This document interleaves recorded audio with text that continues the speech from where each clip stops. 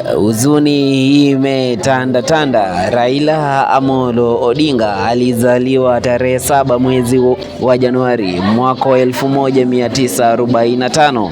Ni mwanasiasa kutoka Kenya aliyehudumu kama waziri mkuu kutoka mwaka 2008 hadi mwaka 2013.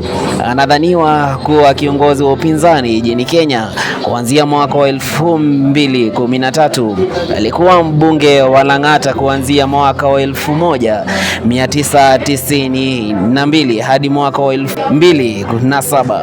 Alihudumu kwenye baraza la mawaziri la Kenya kama waziri wa nishati kuanzia mwaka 2001 hadi 2002 na baadaye kama waziri wa barabara katika kazi ya umma na makazi kuanzia mwaka 2003 hadi 2005.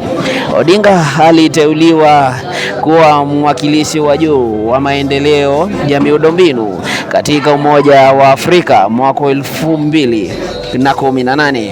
Alijulikana kote kwa jina lake la kwanza Raila Rao au Baba.